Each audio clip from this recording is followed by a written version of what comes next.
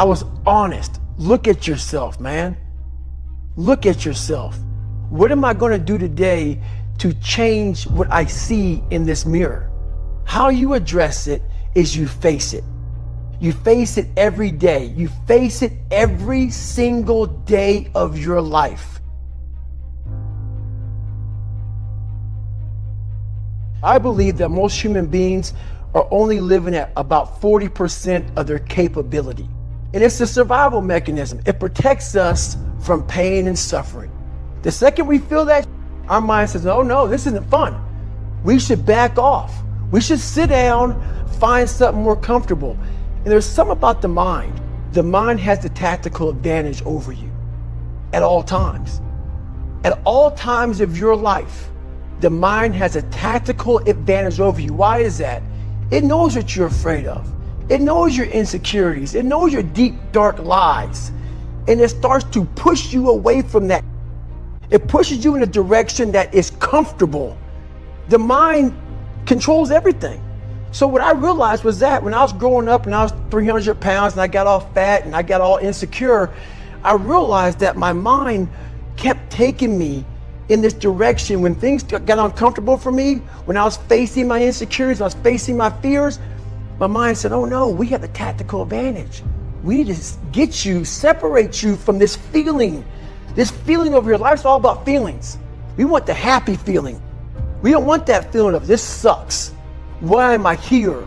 And you don't have any, so you can't answer those questions, so you leave. I started realizing that if in that moment you can answer those up questions and you are now in charge of your brain versus your brain ruling you, that's where all that stuff comes from. So the 40% rule is all of that. You get to 40%, your brain says, we're done. Let's roll, man. This is starting to get painful. This is uncomfortable. So you sit down. So if you know that at 40%, I'm feeling pain. At 40%, I'm feeling pain. That's where the 40% rule kicks in.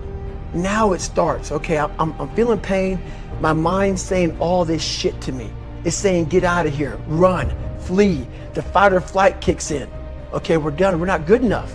It starts telling you all these things. You start to believe it because the mind controls all. This is the time where you have to gain control back of your mind. It's okay, let me see if I can go 45%. And once you start giving yourself more and more hope and start realizing, okay, the mind starts to be, okay, what are you doing? We're supposed to be going right and you're going left. You start then controlling your mind. Start finding more in yourself, and then it goes from 40% to a lot further than that. But that's the start of it though. Get to the spot where your mind is saying stop. Whatever that is, you gotta get there first. And then that's when that starts to work for you. You gotta control yourself in that moment. A lot of people can live with themselves, look in the mirror and say, I'm okay with being afraid. I'm okay with going on this easy highway over here. The easy highway has all these signs and shit, directions, how to get somewhere. And you have to first be uncomfortable with how you feel about yourself. With that voice that a lot of us like to run away from, we all have it. We all have that voice that's saying, hey man, you're kind of wimping out right now. You're kind of being a little punk right now. But a lot of us say, okay, that's okay. It's okay to tell these little white lies to ourselves. So we first have to face the real you. You have to face that in that dark room. In that dark room is who you are. But in that dark room is where you have to create another human being that walks out of that dark room to face who you are. That's the only way you're going to get over all those things. You have to create someone else. Not like you have two different personalities. It is you. But you have to find strength. And that visualization of almost me cracking out Goggins, like I'm coming out a different person, a person that doesn't give a fuck about anything, who doesn't care about being judged, who knows I'm weak, who knows I'm afraid, who says, whatever you think about me, take it, whatever, I'm here. In the dark room, you face yourself, you realize you want to be better, you realize you don't want to be this weak, insecure person in the world who has all these problems that we all have. We all have. Social media is a great platform to tell you who we want to be, not who we are. The second you think that you've overcome it, you climbed Everest, you're on that last hold, and life will say, not today.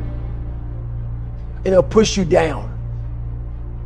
Went to the mirror, and the reflection in it revealed a lot of bad things. And I'm looking at myself in the mirror going like, God, dog, dude, you are something else, man. Like, you have created a character. It wasn't me. It wasn't who I was inside, but I was scared for anybody to know who I was inside. So in that accountability mirror, I call it, I got real with myself. And I said, you have a third grade reading level, which is hard to admit when you're a junior in high school that you copied on every single thing you did because of fear they're gonna put me in a special school. We all know what special means. I'm gonna have a title on myself the rest of my life. And people say, oh, you know, you have a learning disability. I had a learning disability, but I realized I was lazy. So I called myself out there. I called myself out every which way possible. I didn't call myself out, I was just honest.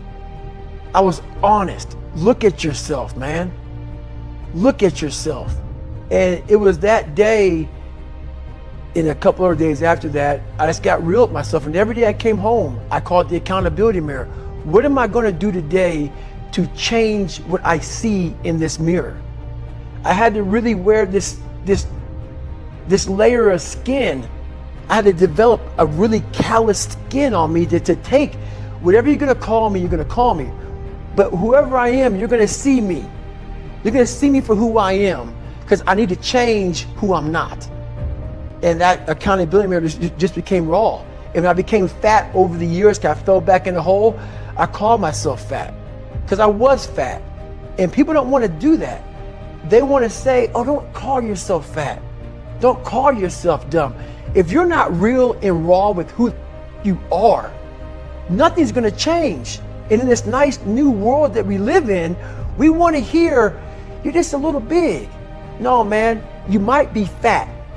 And it's okay to hear that from yourself and from everybody else. So that's where it started at. And it's raw. It gets ugly sometimes with me in that mirror, but I'm also proud of myself to be able to tell myself that and then fix what's in that mirror. So the first thing about it is, once you realize it, and you have to realize it, you got to call yourself out. Addressing it is very small. It doesn't go from like one morning I'm this way, next morning I wake up and presto, 5 steps to greatness. No, it ain't that, brother. This is hard work. It's every day, like right now. I had to be honest with you, man. I'm even shaking right now being on this show. I'm a big time introvert. How you address it is you face it. You face it every day. You face it every single day of your life, where you say, okay, like if you're fat, you need to lose weight. It's patience. It's patience in this fact of accepting who you are right now. I'm fat. I don't like myself. Accepting the fact that if you lose 3 or 4 pounds, that's a huge accomplishment. You have to live in your own world. You cannot judge yourself. That's why social media and all these things are horrible. You can't judge yourself off of the so-called competition that we have made up in our mind. The things that, how people look, how people act, how smart someone is. This is a race that you run completely alone. And you're all by yourself. I had tons of sticky notes all over my mirror. It wasn't like, be better than John or be as fast as whoever. Okay, David, yesterday you did this. Today, our next goal for the week is this.